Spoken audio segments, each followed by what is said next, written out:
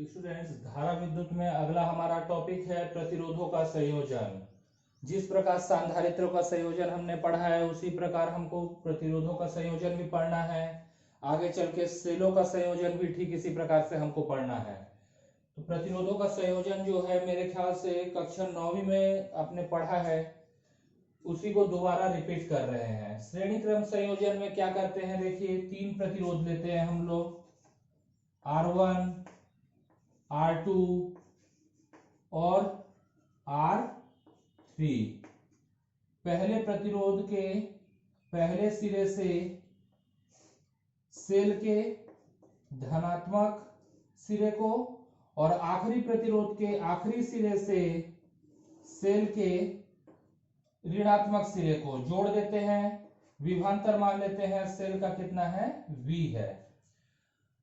और पहला प्रतिरोध को दूसरे प्रतिरोध के पहले सिरे से और दूसरे प्रतिरोध के दूसरे सिरे को तीसरे प्रतिरोध के पहले सिरे से जोड़ देते हैं। इस प्रकार आप चाहे तो n नंबर ऑफ प्रतिरोध जोड़ सकते हैं यहाँ पर।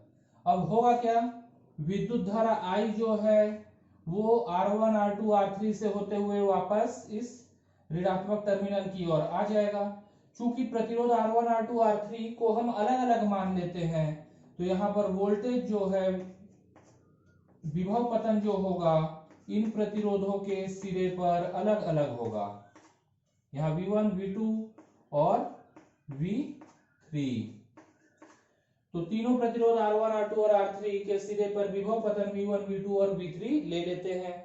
आप जानते हैं कि श्रेणी क्रम में विभव जो होता है बढ़ता है और समांतर क्रम में विद्युत धारा बढ़ता है।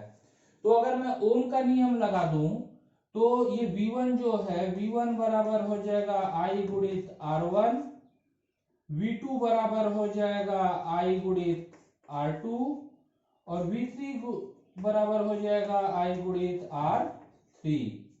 मान लेते हैं कि ये तीनों जो प्रतिरोध है R1, R2, R3, इनके श्रेणी क्रम संयोजन का तुल्य प्रतिरोध R है। श्रेणी क्रम संयोजन का तुल्य प्रतिरोध अगर R हो तो ये विभव V जो होगा ये I गुणित R के बराबर हो जाएगा। परंतु आप जानते हैं कि विभव V जो है ये V1, V2 और V3 के योग के बराबर है। जैसा मैंने पिछले कुछ लेक्चरों में आप लोगों को बताया था कि पहले के जमाने में क्या होता था, झालर जो लगा करते थे दुर्गा पूजा वगैरह के समय या शादी ब्याह में, वहां पर एक झालर में 50 बल्ब होता था। हर एक बल्ब 5 वोल्ट का होता था। 50 बल्ब में 250 वोल्ट जो हमारा सप्लाई है उसको 50 हिस्से में बांट दीजिए तो हर एक के हिस्से क्या आता था, 5 वोल्ट। तो विभव आपस में बढ़ जाते थे। वैसे ही यहाँ पर भी देखिए विभव V1, V2, V3 में बढ़ गए तो तीनों का योग जो होगा वो कुल विभव के बराबर हो जाएगा।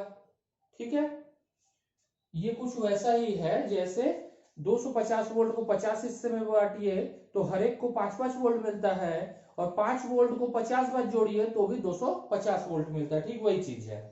अब V1, V2, V3 तथा V का मान यहाँ रख दीजिए तो यहाँ आ जाएगा I गुणित R, I गुणित R1 प्लस I गुणित R2 प्लस I गुणित R3।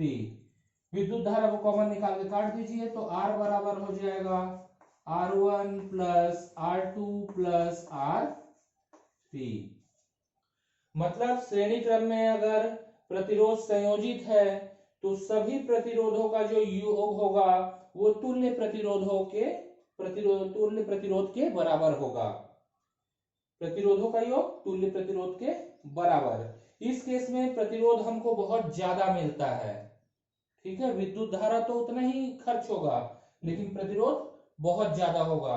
तो इस तरीके से हम हमारे घरेलू जो विद्युत उत्पाद होते हैं उसको नहीं जोड़ते हैं, क्योंकि ऐसे जोड़ा जाएगा तो बिजली तो पूरा खाएगा लेकिन पंखे धीरे धीरे घूमेंगे, लाइट एकदम डीम जलेगा। इसीलिए हम समांतर क्रम संयोजन का प्रयोग करते हैं। समांतर क्रम संयोजन क्या है, देखिए 3 प्रतिरोध फिर से लेते हैं, R1, R2 और R3। R1, R2 और R3 के पहले सिरे को बैटरी के धन टर्मिनल से और दूसरे सिरे को बैटरी के ऋण टर्मिनल से जोड़ देते हैं।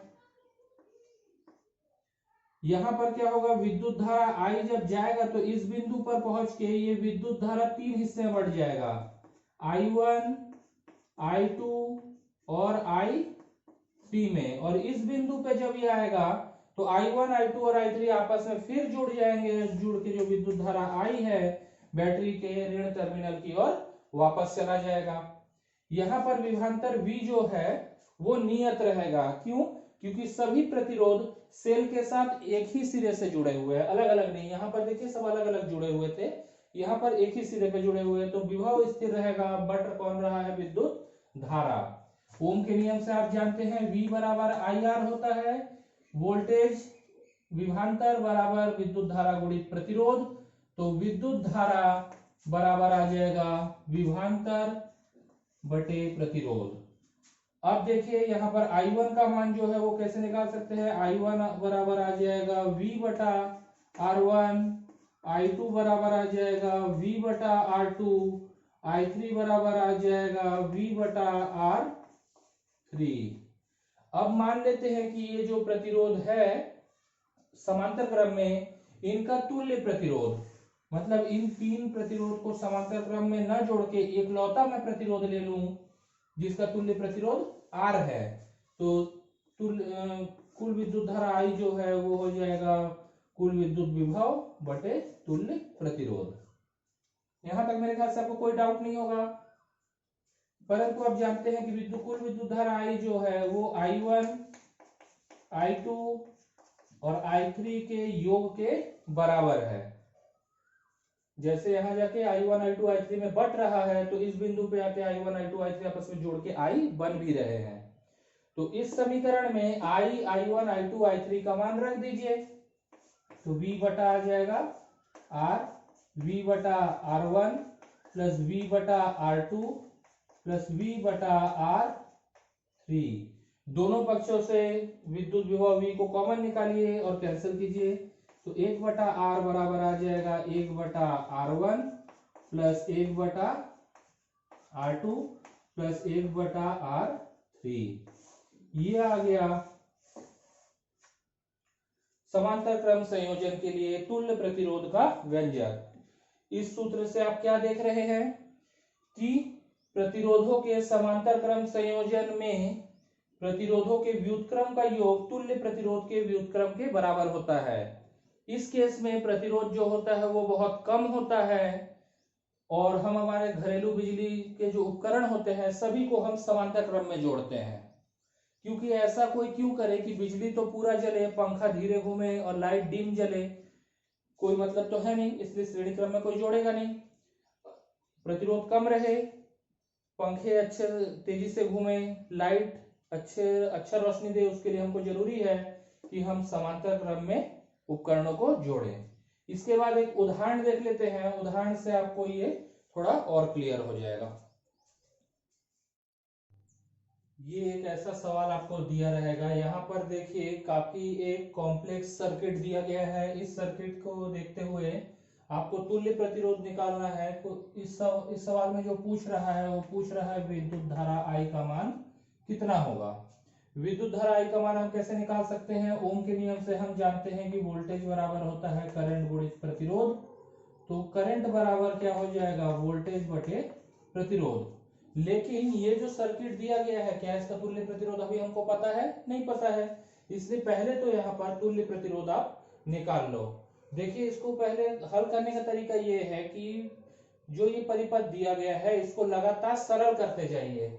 ये दोनों प्रतिरोध जो है समांतर है, ये दोनों प्रतिरोध आपस में समांतर हैं। तो यहाँ पर हम चाहे तो ऐसे बना सकते हैं,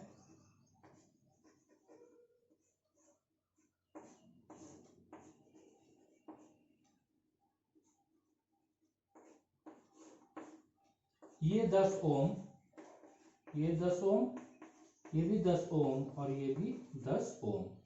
अब ये ऊपर से 5 ओम जा रहा है, तो यहाँ पर भी ऊपर से आप 5 ओम को जा दीजिए, और ऐसे ही नीचे से भी एक 5 ओम का प्रतिरोध जा रहा है, तो नीचे से भी 5 ओम को पास कर देते हैं। तो देखिए इस तरीके से अब ये जो सर्किट है इसको आपको सरल करना है। यहां से ऐसे कैसे बना, ये सब अभ्यास से होगा। कैसे पता चला, देखिए ये दोनों प्रतिरोध एक ही सिरे से जुड़े हुए हैं। इन दोनों प्रतिरोध को अगर मैं खोल के ऐसे यहां तक जोड़ दूं, ऐसे करके जोड़ दूं, तो कुछ फर्क पड़ेगा क्या? नहीं। मतलब दोनों एक ही सिरे से जुड़े हैं, इसलिए दोनों समांतर थे। ये हो गया सरलतम रूप। अब यह वाला जो प्रतिरोध है इसको हम लोग R1 मान लेते हैं तुल्य प्रतिरोध, और इन दोनों प्रतिरोध के तुल्य प्रतिरोध को R2 मान लेते हैं। दोनों 10-10 ओम के हैं और समांतर क्रम में जुड़े हैं। समांतर क्रम में तुल्य प्रतिरोध क्या होता था? 1/R बराबर 1/R1 प्लस 1/R2। दो ही मैं इसलिए ले रहा हूं क्योंकि यहाँ पर दो ही प्रतिरोध है। तो 1/R1 जो है वो हो जाएगा 1/10 प्लस 1/10, यहाँ आ जाएगा 2/10 बराबर आ जाएगा 1/5। इसी प्रकार 1/R2 का मान भी इसी के बराबर होगा। तो R1 और R2 आपस में बराबर होंगे और दोनों के ही मान 5 ओम के बराबर होंगे। यहां तक कोई डाउट? ये R1 R2 कैसे निकाले आप समझ गए? समांतर क्रम से निकाला गया। अब मैं इस R1 की जगह, ये जो पूरा R1 है इसके जगह मैं दो प्रतिरोध न लगाकर एक ही प्रतिरोध लगा सकता हूं जो R1 के बराबर है, और यहाँ पर R2 जो है ये दो प्रतिरोध न लगाकर यहाँ पर भी मैं एक ही प्रतिरोध R2 लगा सकता हूं। R1 और R2 का जो तुल्य प्रतिरोध होगा उसको R3 मान लेते हैं। अब R3 जो होगा वो R1 और R2 के योग के बराबर होगा। क्यों? क्योंकि जब श्रेणी क्रम में होता था प्रतिरोध तो R बराबर होता था R1 प्लस R2। आपने R3 भी निकाला था, वहां 3 प्रतिरोध के लिए था, यहाँ 2 प्रतिरोध के लिए। तो R1 R2 का मान कितना था? 5-5 ओम आया था, तो 5-5 बराबर आ जाएगा 10 ओम। अब R1 R2 का श्रेणी क्रम का तुल्य कितना था? R3। दोनों प्रतिरोध को हटा के इसके जगह केवल रख देते हैं R3। अब देखिए यहाँ 3 प्रतिरोध आ गए, तीनों समांतर क्रम में है और तीनों का तुल्य प्रतिरोध जो है उसको मैं R मान लेता हूं। तो समांतर क्रम में क्या होता है? 1/R बराबर 1/R1। तो यहाँ 1/5, यहाँ R3 है, R3 का मान कितना है? 10, तो 1/10 और यहाँ फिर 5 है, तो ये आ गया 1/5। इसको हल करेंगे तो पूरे परिपथ का जो तुल्य प्रतिरोध है वो हमारे पास आ जाएगा। यहाँ पर लघुत्तम ले लेते हैं तो 10 आ रहा है, 2 धन 1 धन 2, यह जगह 5/10 1/2, R बराबर आ गया 2 ओम। देखिए इतने सारे प्रतिरोध को हमने जोड़ा लेकिन तुल्य प्रतिरोध किसके बराबर आया? 2 ओम के बराबर। वोल्टेज हमारा कितना है? 10 वोल्ट। तो विद्युत धारा कैसे निकालेंगे? ओम के नियम का प्रयोग करेंगे। विद्युत धारा बराबर होता है वोल्टेज बटे प्रतिरोध। वोल्टेज है 10 वोल्ट, प्रतिरोध है 2, दिया गया 5 एम्पियर। 5 एम्पियर हो जाएगा इस परिपथ में जो ये विद्युत धारा आई प्रवाहित हो रहा है। इस अमीटर में अगर देखेंगे, अमीटर विद्युत धारा को मापने वाला एक युक्ति होता है, यहाँ पर 5 एम्पियर बताएगा। तो इस तरीके के बहुत सारे सवाल आप अभ्यास करके देखिए। कुछ डाउट होगा तो कमेंट करेंगे। ये लेक्चर आपको कैसा लगा अपना फीडबैक कमेंट के माध्यम से जरूर बताइएगा, और अगर ये लेक्चर आपको उपयोगी लगा होगा तो एक लाइक जरूर प्रेस करेंगे। धन्यवाद।